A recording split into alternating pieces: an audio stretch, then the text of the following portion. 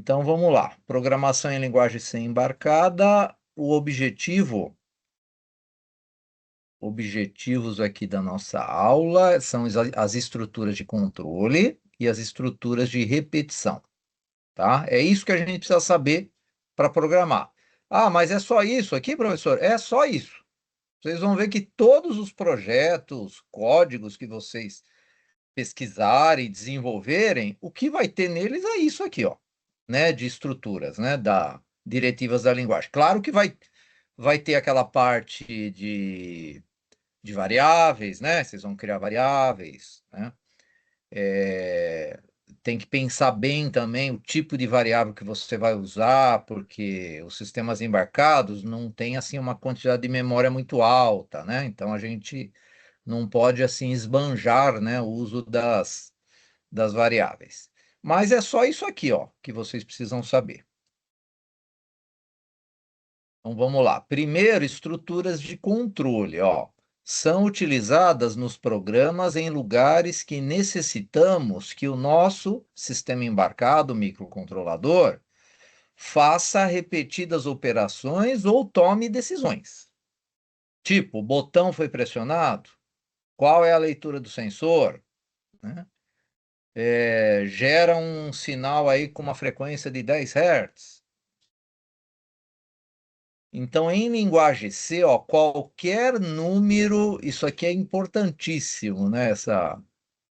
Lá nos nossos testes aqui, né, que a gente vai ter agora da linguagem, qualquer número diferente de zero é tido como verdadeiro. Então, tudo que é diferente de zero é verdadeiro, até o -1, -2, 1001, 1002, ou seja, tudo que não for zero é verdadeiro, porque nos testes a gente sempre vai ter duas respostas, né? Verdadeiro ou falso, ou 0 ou 1, ou sim ou não, né? Então, o zero, né? Tudo diferente de zero é verdadeiro, só o zero é falso. O que significa que uma condição C só é falsa quando os resultados, ó, dos operadores que aplicados for zero. Qualquer outro valor, mesmo negativo, é considerado como verdadeiro ou não zero. E aí vamos começar com a primeira estrutura, que é o if. Né? Então, o if, em português, é o se, né? Então, se fizer sol, vamos à praia. E se não fizer sol? Ó, aqui a gente não tem resposta se não fizer sol. Aqui eu só vou ter ação para a pergunta se fizer sol. Se não fizer sol, o que vai acontecer? Não sabemos, né? Não temos ação para se não fizer sol. Por isso que esse if, quando eu trabalho só com if, ele testa a condição. Se for verdadeiro, ele executa. Se não for verdadeiro, ele continua o código. Não significa que ele tem a condição falsa aqui. Como que é a sintaxe dele, né? Então, a gente escreve if, a condição e o comando que eu quero. Se eu fizer tudo isso aqui numa linha só, eu não preciso pôr chaves. Ou até escrever o comando na linha de baixo, não tem problema. Agora, se eu quiser um bloco de comandos, tipo, põe nível alto no pino 1, põe nível alto no pino 20, né? Duas ações, aí a gente já precisa ter os bloquinhos de chaves aqui, ó, tá? Porque tudo que tiver dentro de um bloco de chaves, ele vai ser executado, né? Se essa condição aqui for verdadeira. Então, aqui tem um exemplo mais didático. Para sistema embarcado, não vai ter muito sentido aqui, né? Se a gente carregar o nosso sistema embarcado com isso aqui, ele não vai ver nada, né, acontecer. Mas o que nós temos aqui, ó? Char A, foi declarada a variável A do tipo char, igual a 25, ou seja, o 25 ele vai ser atribuído no A, né? Porque esse igual aqui é a atribuição, que nem o igual aqui do 3, né? 3 vai ser atribuído na variável B. São variáveis locais, né, que elas estão declaradas aqui dentro do bloco, né? E aqui vai ter um teste, ó, if A, o A vale 25. 25 é diferente de zero? É, então isso aqui é verdadeiro. Então ele executa a ação B menos menos. B menos menos é decremento, ele vai decrementar o valor que está carregado no B, que é 3, né? Decrementou, o B vai passar a ter o valor de 2, né? Então esse B vai valer 2. E para aí o código. O que eu poderia fazer é melhorar esse código e escrever embaixo aqui, port D igual a B, né? Aí a gente ia ver o resultado da variável B em um port, né? No caso, eu dei como sugestão port D de dado. Aqui nós já temos algo mais parecido com a nossa realidade de sistema embarcado. Olha só. Aqui nós temos o if, né? Port B.RB0. O que é isso aqui? É o pino, né?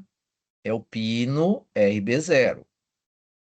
Igual a zero? Igual é comparar. Então, ele está comparando o nível lógico zero com o nível lógico do pino RB0.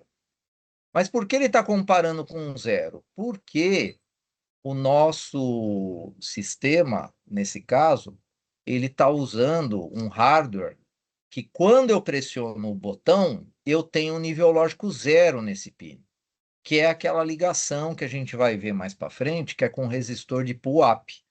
Então, o resistor de pull-up, quando eu pressiono o botão, esse pino RB0, ele vai para nível lógico zero. E é o momento que esse teste vai ser verdadeiro.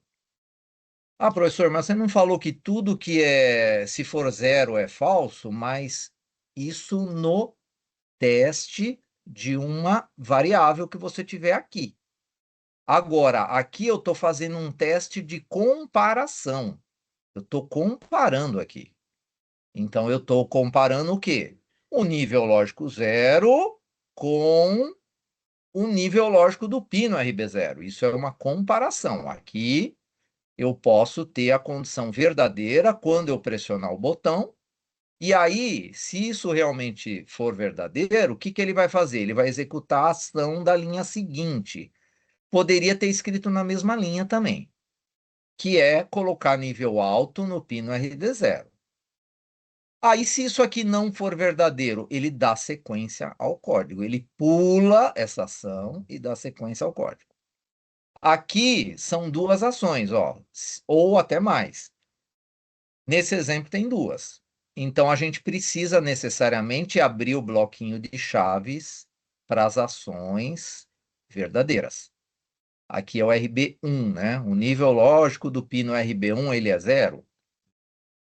Se isso for verdade, né? Ele executa duas ações. Se não for verdade, ele dá sequência aqui no código. Ó. Não tem ação para quando eu tenho essa condição de teste, quando ela não é verdadeira, ela é falsa. Olha só, ele dá sequência ao código. Aqui um exemplo ó, que vocês vão até testar lá no laboratório aí. Né? Aqui é o pino RB2, ele tem nível lógico zero. Se for verdade, ele executa essa ação aqui, ó. O pino RD2, ele vai receber o nível lógico alto, né? 1 no RD2. Então, ele vai, no momento que você apertar o botão que tiver ligado aqui no RB2, ou que você mude o pino RB2 para zero, isso aqui se torna verdadeiro. Aí ele executa a ação do RD2 igual a 1, e depois ele vai para a ação do RD2 igual a zero. Então ele liga e desliga, né? Porque eu não estou usando as chaves aqui, então ele trata como verdadeiro uma só ação, e essa segunda ação é a continuação do código, né? Ou a gente pode escrever, talvez fique até mais fácil de entender, na mesma linha, a ação verdadeira. Então, se eu pressionar lá, ou colocar o RB2 com nível zero, ele vai executar essa ação de colocar nível alto no RD2, e depois ele executa essa ação aqui também, né? É a mesma visualização da de cima, só que em cima nós usamos 3 linhas.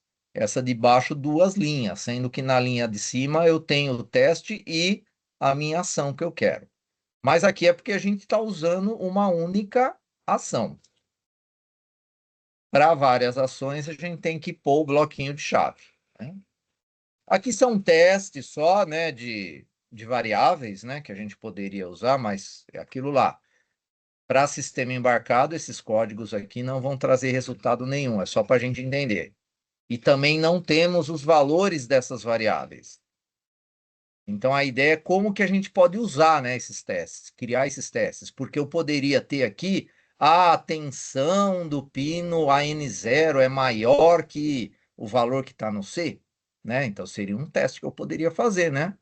Ler tensões analógicas e comparar se elas são maiores, menores, né? Iguais. Então, aqui, se o A é maior que o C, se isso for verdade, ele pega o valor do A e atribui no C, né? Então, é melhor sempre ler da direita para a esquerda, porque isso aqui é uma atribuição. Na matemática é uma igualdade, né? C igual a A, né? Aqui, nas linguagens de programação, isso aqui a gente trata como uma atribuição, né? O valor do A vai ser atribuído no C. Esse segundo if, C menor que o D, se isso for verdade, o 5 vai ser atribuído no B. E esse aqui, exclamação igual, isso aqui é diferente, né? O A é diferente de B. Se isso realmente for verdade, ele vai atribuir 25 no B. E aqui embaixo, ó, tem uma operação, né, de multiplicação, de subtração e depois uma comparação, né? A multiplicação, ó, o resultado dessa multiplicação é maior que o resultado dessa subtração. Se isso aqui tudo for verdade, ele faz o incremento do C++, né? Ele incrementa uma unidade. Como é que eu faço o fluxograma do if? Talvez o fluxograma, ele mostra uma visualização melhor do código aí para vocês, que nem eu tenho aqui um início, né, do if, e aí todo teste, que é o if, né, ele vai fazer um teste, vai ter que ter 2 respostas ou uma resposta e uma continuação, que é o caso do if, né? O if, ele tem aqui a pergunta, ó, o CNT é menor que o 5? Se sim, ele executa as ações, a ação ou as ações, né? Para essa condição aqui, quando ela for verdadeira. E olha só, se isso aqui não for verdade, ele dá sequência no código, ele não dá mais nenhuma outra ação, né? Não dá sequência no código. Então, esse seria o exemplo de um fluxograma usando o comando if. Agora veio o if-else. Então, o if-else é o seguinte, ó. Se fizer sol, vamos à praia. Se não, else é se não, né? Se não fizer sol, vamos ao shopping. Ou seja, agora nós temos ações para a condição falsa.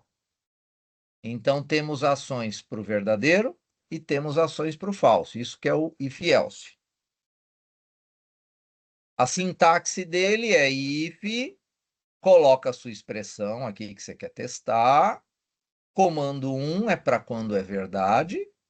Else, ele executaria o comando 2 se essa expressão for falsa, né? Se for falso, ela pula o comando 1 e vai para o comando 2.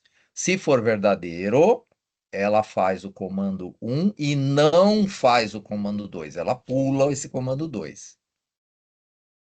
Então, aqui também tem mais um exemplo só para entender essa sintaxe aí, ó. If x é maior que o 7, se isso aqui for verdade, ela atribui o 15 para o z.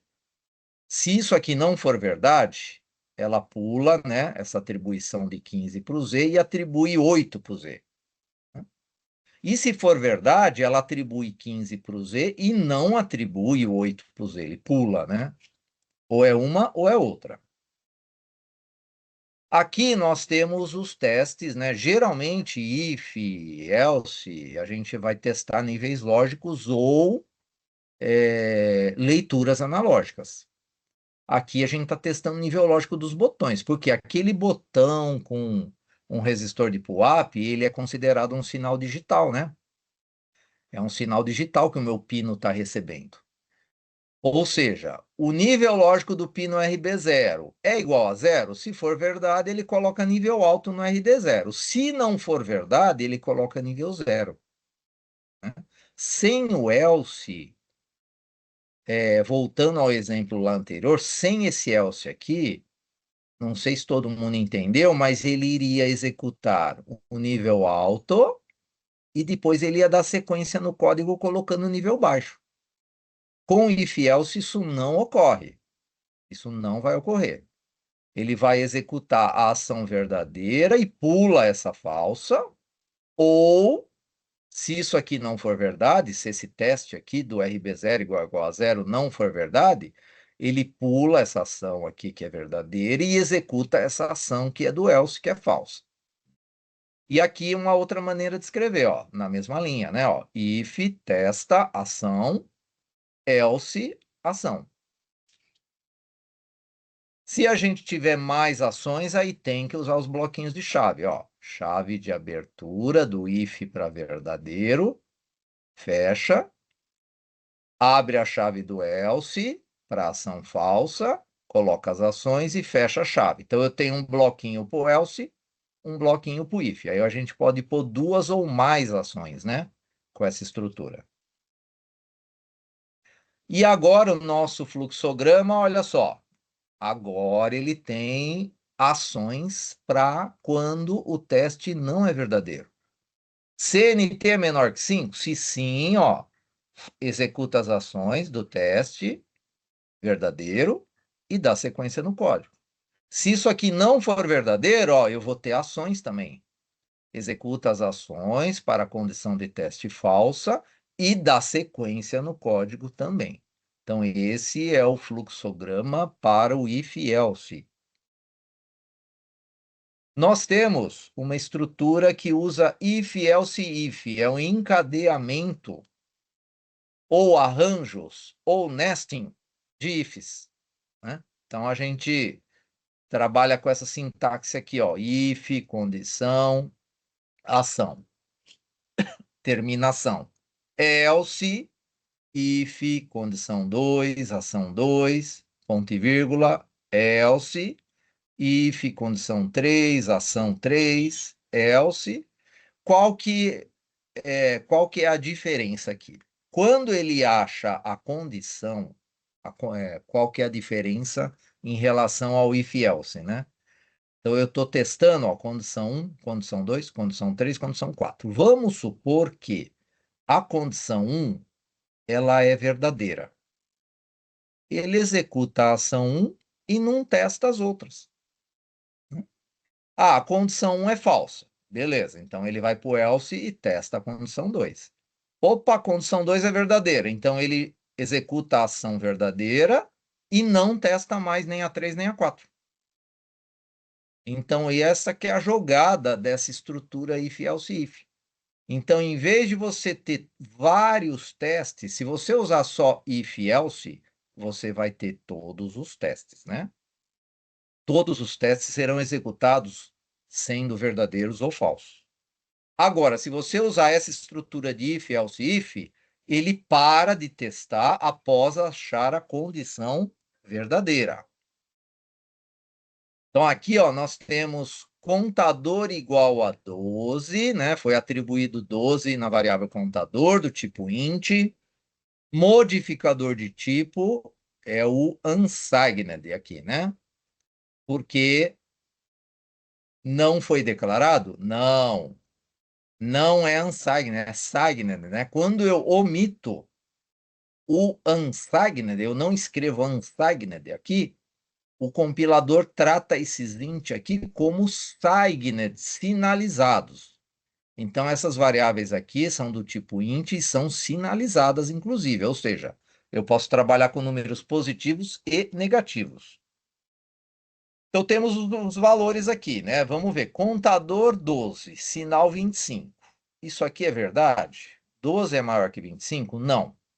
Então ele não vai executar essa ação. Aí vai para o else. Contador é 12, sinal é 25. 12 é menor que 25? É. Então ele achou, ó, isso aqui que é verdadeiro. Então ele atribui o 15 no sinal e não testa mais esse de baixo aqui. Porque a ação verdadeira já foi encontrada aqui no segundo teste. Aqui é a mesma coisa, só que nós temos mais do que uma ação. Então a gente usa os blocos, ó. Então fica assim, ó, if contador é maior que o sinal, é falso, né?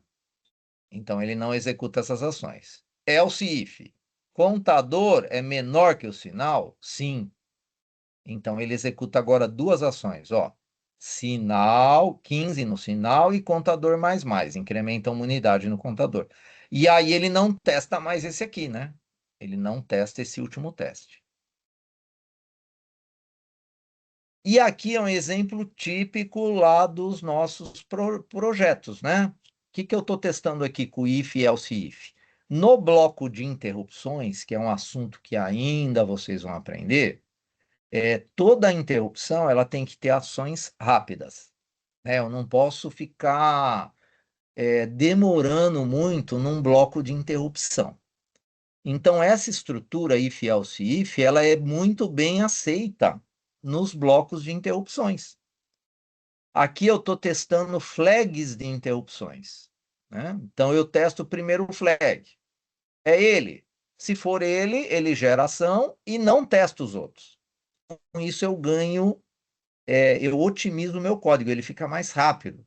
Se eu não usasse esses elses aqui, ele ia testando. Primeiro if, segundo if, terceiro if, quarto if. Ele ia fazer 4 testes, independente de ser verdadeiro ou falso. Quando eu uso a estrutura if, else, if, ele testou o primeiro. É verdadeiro? É. Então ele não testa mais os outros. Então eu ganho velocidade ali no bloco de interrupção, que é aquilo lá que eu falei. Já vão aprendendo que os blocos de interrupções, eles não podem perder muito tempo lá, tem que ser rápido. Aqui é quando nós temos mais do que uma ação, né? Para cada teste. Ó, o primeiro é if. Se isso aqui for verdade, ele executa essas duas ações e não testa mais esses outros. Agora, se não for verdade, ele testa o segundo. Aí ele executa também duas ações, né? Aí isso aqui é verdadeiro? Então ele não testa mais os dois últimos.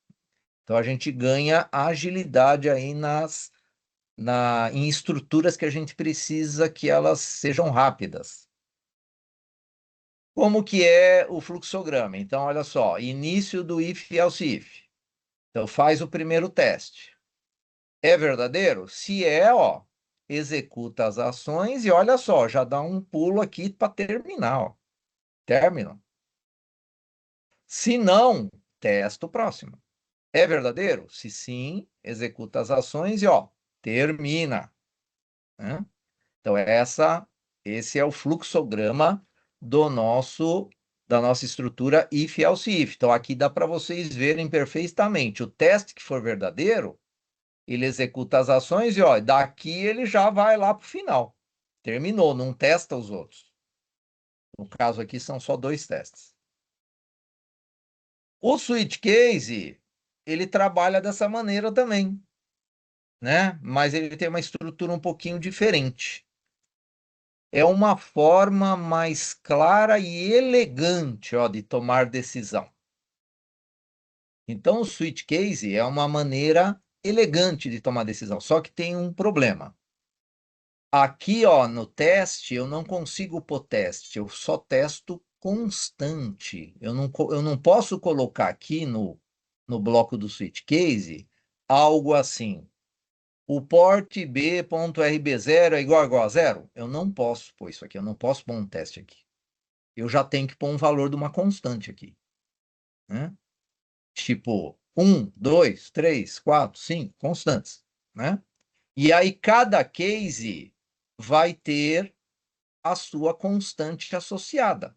Aí ele vai executar o case referente à constante que ele recebeu, né? Se fosse constante 1, ó, ele executaria ação 1, ação 2 e termina com break.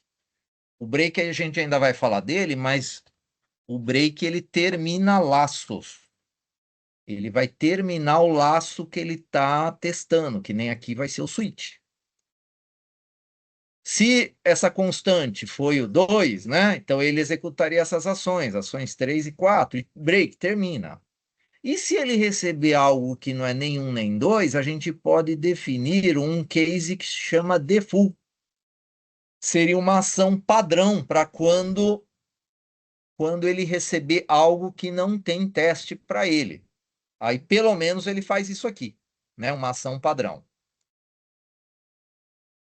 A estrutura dele é essa aqui, né? Ó, switch, opção, entre parênteses, abre a chave, aí põe os cases.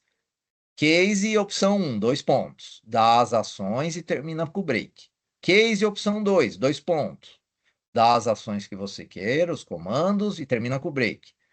Case, opção 3, e assim por diante. E o default, comandos, caso não tenha nenhuma opção anterior, né? O default é uma ação que pode ter ou não também, né? Para algum caso que ele receba algo que não condiz com os cases.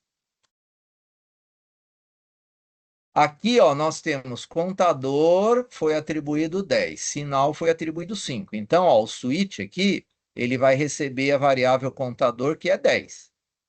Então, é case 2? Não. É case 1? Não. É case 10, ó. 2 pontos. Então, o que que ele faz? Contador, menos, menos, decrementa o valor do contador, vai para 9 e termina. Termina esses testes aqui, ele não faz mais testes. Aqui ele também não recebeu nenhum valor, né? Aqui nesse exemplo, tá só a variável conta. E aí, se for case, se ele recebeu 10, ele executa essas ações, conta 1 mais, se for o 15, conta 2, mais, e termina. Se for o 20, ó, 2 ações e o break. Se for o default, conta 3 mais.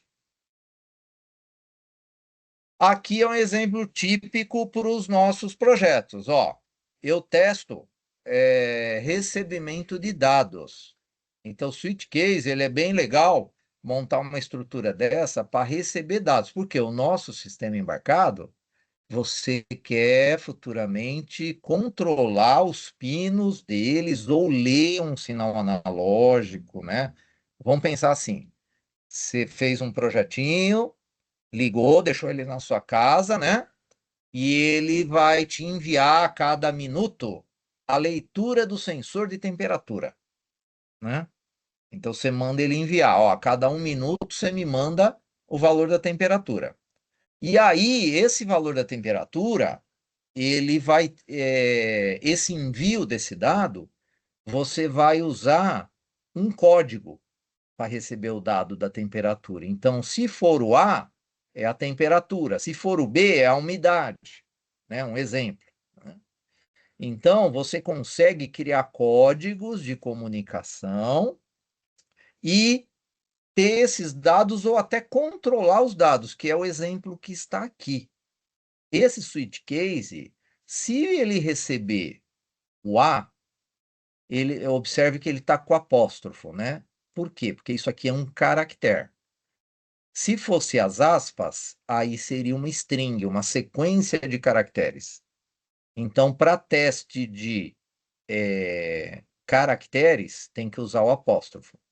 Então, esse valor aqui vai ser um valor que o microcontrolador recebeu pelo canal serial.